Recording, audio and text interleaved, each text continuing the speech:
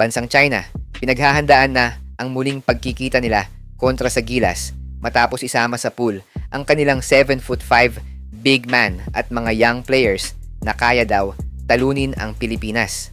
Samantala, Gilas Women napunta sa Group B kasama ang Japan, Kazakhstan at Hong Kong. Tara pag-usapan natin ng mainit na balitang yan. Pero bago yan mga idol, pindutin lang ang subscribe button para updated ka sa latest basketball news and highlights. Muli na namang magkakaroon ng excitement mula sa Pinoy fans matapos ilabas ng Japan ang bracketing sa 5-on-5 basketball para sa Asian Games 2026. Surprisingly, maaga magkikita sa group stage ang rival team ng China na Gilas Pilipinas na maglalaban sa last day ng group stage. Samantalang binubuo naman ang Group A ng mga bansang Japan, Korea, Saudi Arabia at Indonesia at nasa Group B naman ang Iran, Jordan, Chinese Taipei at Qatar. Sa pagkakataon nga na to, maagang pinaghandaan ng China ang magiging matchup nila sa mga teams sa Asian Games, deploying the largest pool na meron sila, which is 23 strong players, kasama ang kanilang NBA player na si Hansen Yang at ang 7'5", 22-year-old big man na si Xu Xin. Sa 23 players na yan, 12 players dyan ay possible na sila na din ang maglalaro sa FIBA 4th window with adjustment lang sa kanilang front court dahil sa magiging availability ni Hansen Yang sa Asian Games. Pero kung titingnan ang bagong pool ng China, kapansin-pansin na kalahati sa mga players nito ay mga veterans at kalahati naman ay mga young players. Kabilang ang dalawang sinasabi ng mga Chinese na kayang pabagsakin ang Gilas.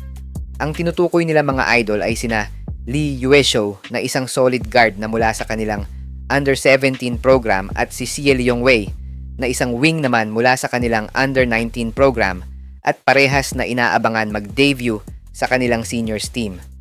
Pangungunahan pa din ng kanilang mga veteran big man na si Hu Jingqi at Zheng Fanbo at ang sinasabi ng mga Chinese na kanilang version ni Wembanyama na si Xu Xin na isang 7'5" young player. Pero hindi lang natin sure kung ide-deploy na siya agad dahil sa loaded bigs na kasama sa kanilang current pool. Kung magkataon mga idol, makakakita na naman tayo ng isang Yao Ming sa China dahil kasalukuyang nasa peak na ng kanyang career.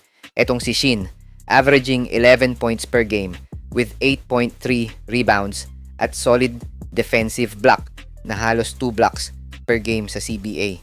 Abangan nyo mga idol ang video natin regarding kay Xu Xin dahil ire-review natin yan.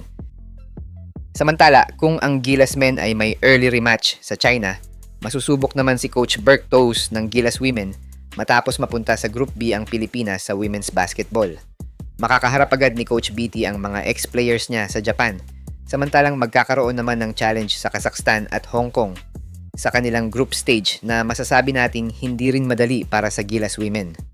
Nandyan kasi ang threat sa mga Japanese since sila ang host country, pero I guess Kazakhstan and Hong Kong ay kayang-kaya nilang patumbahin, lalo na at kumpleto ang lineup ng Gilas Women this year. Nasa Group A naman ang mga bansang China, Indonesia at Thailand. Samantalang nasa Group C naman ang Korea, Chinese Taipei, Mongolia at Malaysia.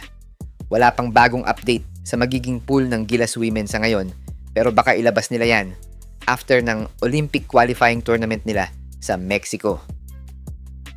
Hi guys! Kung naghahanap ka ng legit Gilas jerseys, marami tayong partner stores ang nagbebenta niyan. All you have to do is i-click lang yung link sa gilid ng mga video at magpa-pop na yung mga stores sa gilid. Get yours now guys at huwag kalimutan mag-subscribe kay Overdrive Highlights.